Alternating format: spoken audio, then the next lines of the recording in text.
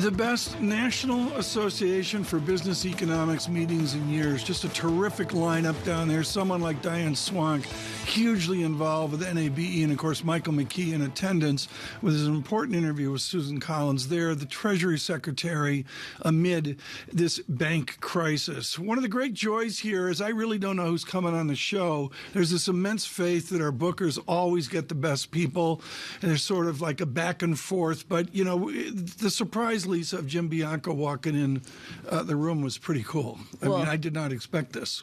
We got it on a rundown before. I never look at the I was very excited that he was going to come.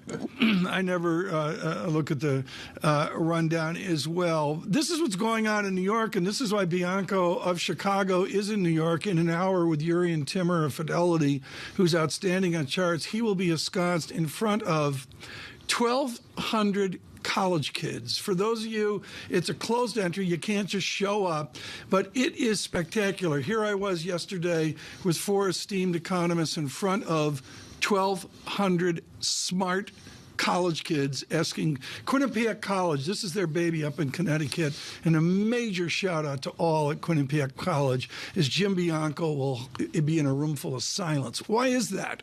Well, guess what? Elon Musk, meet Jim Bianco. Jim Bianco is what Twitter is all about, and he is definitively led on Twitter in this banking crisis with intelligent threads. He joins us right now. Have the flows stopped? The deposit flows, the money market flows, where are we right now? It hasn't stopped, but it has slowed down a little bit. But it is still, if you go back to prior to March 8th, a huge number of money is moving from the banks to higher yielding alternatives, whether it's money market funds or it's treasury bills or ETFs that are very short term. The public has woken up. They've found out that I'm getting 0 at the bank. I can get 4.5 in something else. If you have $250,000, that's in the bank. That's like 15 grand a year or 14 grand a year, and they're making that move. They have been, and they're not stopping. Is it still destabilizing? There seems to be a zeitgeist out there that, well, that was harsh, Silicon Valley and all that, but we're through that, and now there'll be a lesser instability. Do you buy it? Yes and no. Yes, the initial response that is another bank going to fail? Probably not at this point. Is there going to be another hemorrhage? Hopefully not. But is the public going to slow down? Are they going to say, I'm fine with 2 basis points literally at my Chase account, and I'll just leave my money there?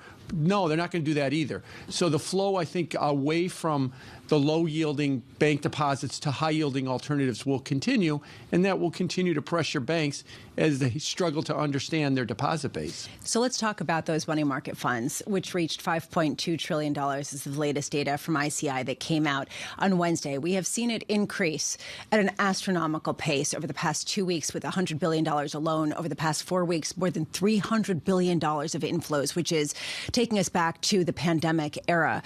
Where do you expect this to go? What are you looking for when this hits the breaking point at a time when you're also starting potentially to see the ramifications of the rate hikes in other capacities? I think once you see the spread between deposit rates and market rates collapse and basically offer the same deal, as long as, like I said, as long as you get 1% or less in the bank and you can get more than 4 in a money market fund, that is going to continue. Also keep in mind, in the post-financial crisis era, 75% of the money that is invested by a money market fund is either in a T-bill or a Fed reverse repo. So in the old days, pre-2009, you'd say, well, the money's going to money market funds. They buy commercial paper, and they still fund corporate America. Well, they still do that, but not nearly to the degree that they used to. They're funding the government, and they're funding the Fed now. So translate this into 6 months from now, and what this means in terms of access to credit, either defaults or simply firings and sort of a restraint with respect to business plans. How much more do you see that than perhaps is getting priced in? Well, I do worry about that. Collectively, the regional banks are $6.8 trillion in assets. Collectively, they're larger than J.P. Morgan and Bank of America combined. So collectively, they matter. They fund 80% of commercial real estate, 50% of personal loans, 40% of commercial and industrial loans.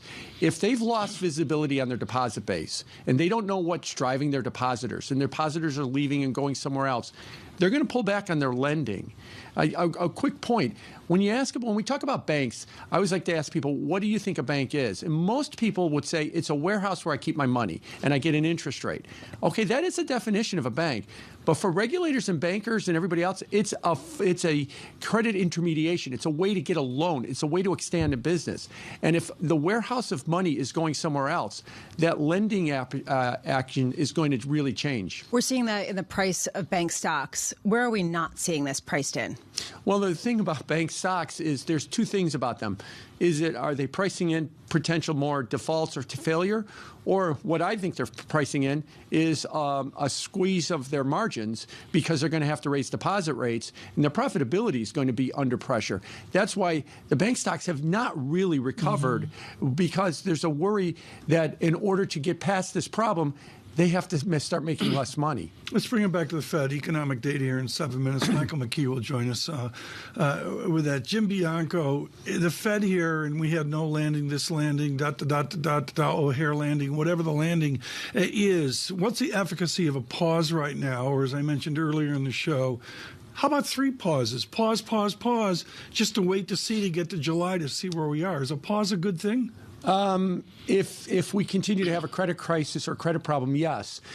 But the Fed is not thinking pause right now. They're thinking about inflation. They're thinking about a pre-March 8th world and whether or not we are going to continue to see, high inflation, persistent inflation, a no landing, a strong economy. If that's what they believe, they're going to continue to move forward with their rate hikes. But if we start to see a slowdown in credit, that should lead them to a pause. Cubs, White Sox, what do you think? What's the story in Chicago this year? Yeah, they're both 100% right now, 1-0, and we're at the Cody Bellinger era in the north side of town, and we're still in the Tim Anderson era in the south side of town. Which way are you tilting? I mean, who are you going to see? This is a hugely important Midwest thing. It really is. At this point, I hate to say it, but I'm kind of leaning towards the Cubs. I've always kind of had a bias for the White Sox, but the Cubs are the more interesting team right now. So we got news we can use there. You see that?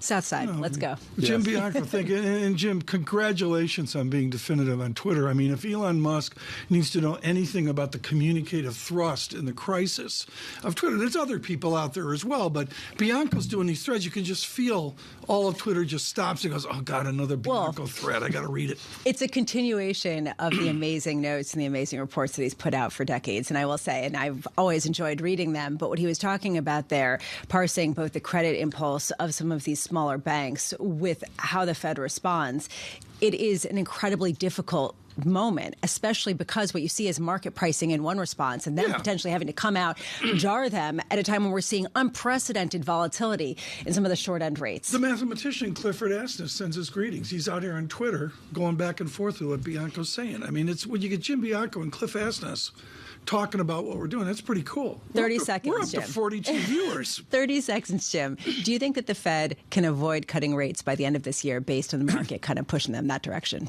No. If the economy does take a dive, they'll have to respond to it. So they don't want to do it, but they'll be forced into doing it if we have that kind of credit problem that I fear.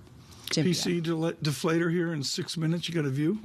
Watch the core. The core has been surprising to the upside, and I think that that's going to give the Fed more impetus to raise rates if we see as in Spain. There's some other nations having the same trend. Right. You've seen that all throughout. A lot of countries have been reporting that the core numbers have not been coming down as fast as they hope. Very good. Jim Bianco with us here. Very importantly, congratulations on the 5%, I should say, dialogue as well. We dive into 30